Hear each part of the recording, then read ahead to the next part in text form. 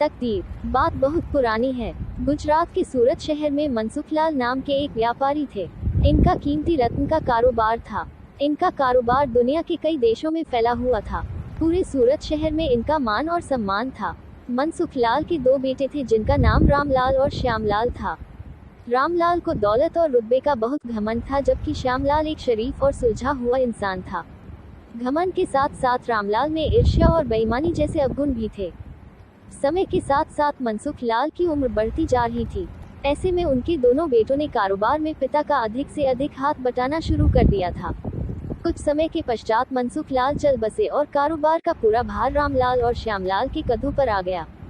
बड़ा भाई होने के नाते रामलाल ने व्यापारिक फैसलों में अपनी मर्जी की चलानी शुरू कर दी। रामलाल बेईमानी और मक्कारी भरे फैसले लेने लगा। असली रत्न के नाम पर वह नकली रत्न का व्यापार करने लगा, जिससे उसका मुनाफा बढ़ने लगा। इस मुनाफे से उसका बाकी बचा चरित्र भी काला हो गया। दौलत के घमंड में वह परिवार में उन्मादी जैसा व्यवहार करने लगा। दूसरी तरफ शरीफ और सुलझे हुए श्यामलाल को शुरू में रामलाल की बेईमानी का इल्म तो नहीं हुआ, परंतु जब उसने उसके व्यवहार में परिवर्तन देखा तो पूरे माजरे को समझने में उसे ज्यादा देर नहीं लगी। रामलाल की करतूतों से श्यामलाल को बड़ा दुख हुआ। उसने रामलाल को समझाने और सही रास्ते पर लाने की कोशिश भी की, परंतु वह नाकाम रहा। उल्टे रामलाल श्यामलाल से खफा हो गया और व्यापार में बंटवारे का बहाना ढूंढने लगा। बंटवारे में भी उसने बेईमानी की साजिश रची, घर में कलह का माहौल पैदा किया। अंततः रामलाल अपनी साजिश में सफल रहा और श्यामलाल के हिस्से के व्यापार पर भी वह कब्जा कर बैठा। रामलाल के व्यवहार से दुखी होकर श्यामलाल ने शहर में दूसरी जगह अपना ठिकाना बनाया और रत्न के अपने व्यापार को नए सिरे से शुरू किया। ईमानदारी की नींव पर शुरू हुआ श्यामलाल का व्यापार जल्दी ही चल निकला। एक तरफ जहां श्यामलाल की ख्याति देश और विदेश में बढ़ने लगी, वहीं दूसरी तरफ रामलाल की करतूतों की पोल खुलने लगी थी। नकली रत्न के व्यापार के कारण रत्न बाजार में रामलाल की नामकों को जोरदार धक्का लगा और उसके व्यापार का दायरा सिमटने लगा। अंततः नौबत यहाँ तक आ गई कि बाहर क्या, अपने शहर का भी कोई व्यापारी रामलाल का नाम लेने से भी तौबा करने लगा।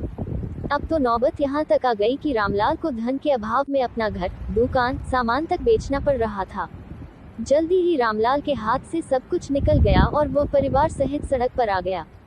अब रामलाल को अपने किए पर पछतावा हो रहा था, परंतु उसकी तकदीर ने जो खेल खेल दिया था उससे आसानी से पीछे आना उसके लिए संभव नहीं था।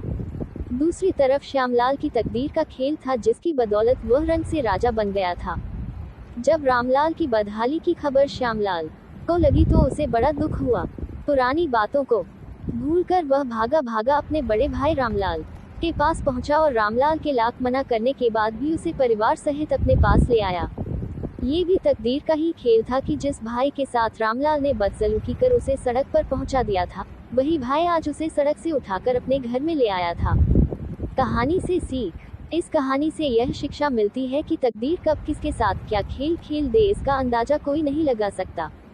हाँ, इतना जरूर है कि आपके कर्म ही आपकी तकदीर लिखते हैं।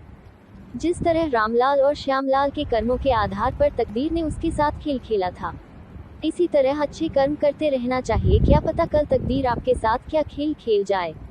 इसलिए कहते तकदीर का खेल निराला है।